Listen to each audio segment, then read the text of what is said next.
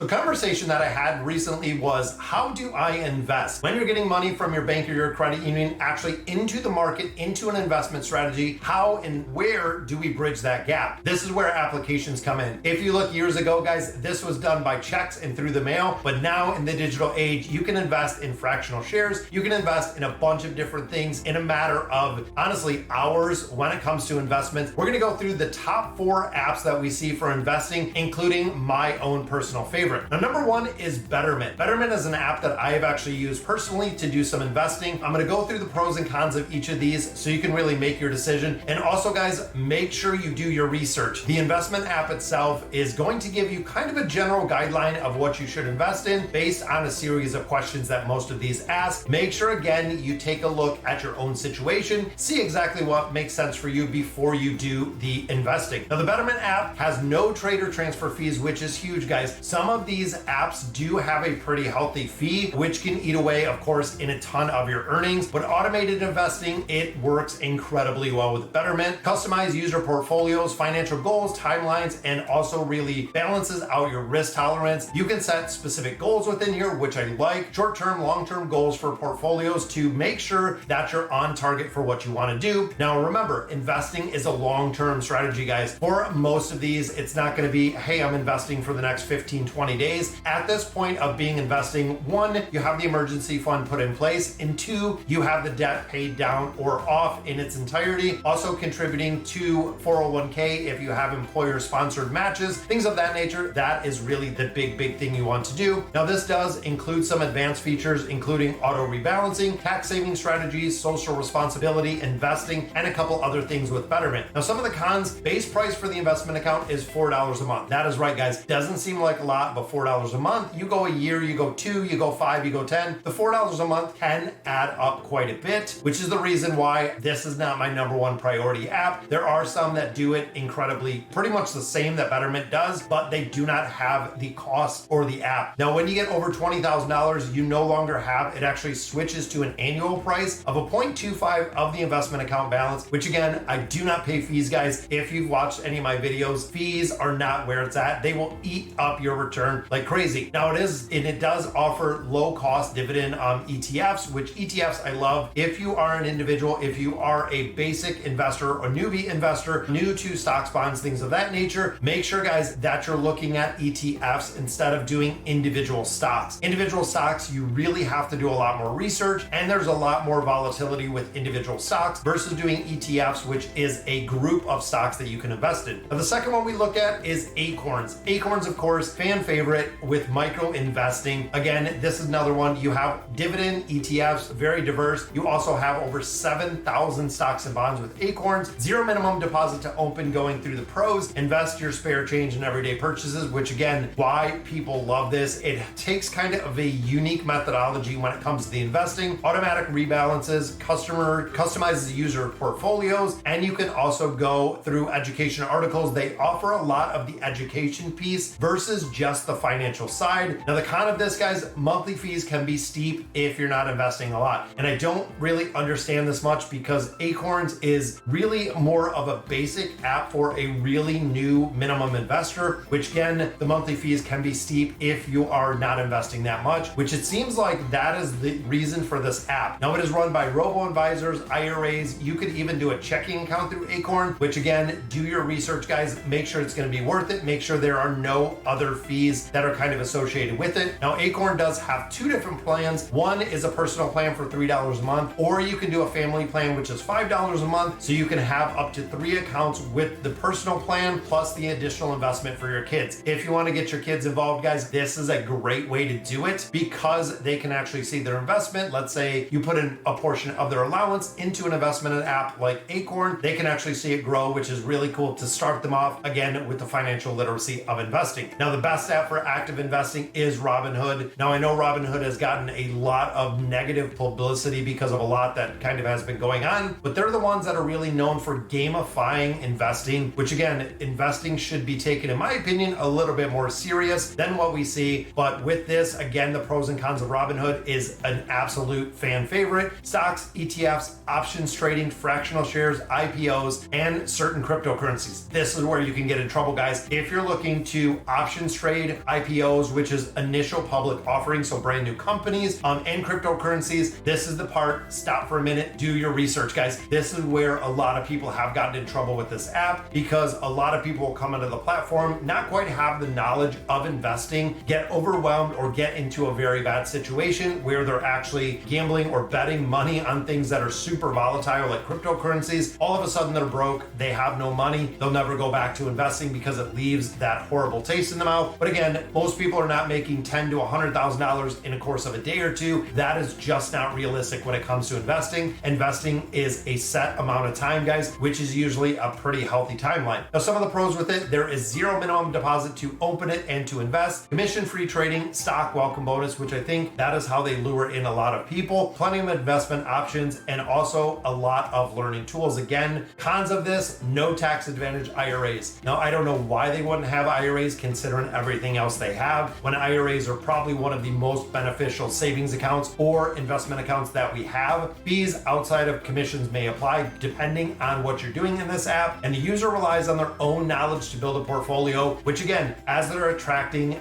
new and newbie and non-expert financial people, it's really tough because it can set you up for failure within Robinhood, not knowing what you're going to invest in. You might just go right kind of off the cuff, invest into whatever you see that is available there. I don't see them giving an incredible amount of guidance, which with it being one of the first investment apps with no commissions and no trade fees, it really needs a lot more guidance in my opinion, but a lot of people still do love it. And the final one we look at, guys, is M1 Finance. Now, M1 Finance, no minimum deposits. There is no trading commission fees. They do have portfolios, and this is the one that I am the most experienced with. But going through, there are pre-built portfolios that you can have. They have a ton of stocks and bonds, ETFs, a lot of things that we invest in. Personally, I invest in the VOO, which is the Vanguard S&P 500. It has yielded an incredible return since it came out in 2010, which again, looking at the ETFs, you're taking the 500 largest companies in America. You are investing in those, hoping to get a return, and most of the time it is a pretty healthy return, roughly 8 to 10% every year. But again, investing is a long-term play, guys. I cannot stress that enough. When you start investing, and I do have links down below for M1 Finance if you want to check it out yourself. They also do offer IRAs, which if you have your IRAs in a bank or a financial institution, I recommend personally moving them over to M1 just for the simple fact that you can invest in the actual market versus having it into an institution where usually you're pretty limited to what you can invest in. Now again, with this one, commission-free trading, access to tax advantage accounts, and plenty of options for welcome and active traders. Again, there is no monthly fee with this one. There is no maintenance fees, and they have a plethora of educational tools, which is really cool. So, all right, guys, so that'll do it for today's video. Let me know in the comments which investment app you're using, or if you're not using one of these top 4 investment apps, definitely let me know in the comments which one you are using and exactly how you like it. How is it working out for you? And as always, thank you guys for watching.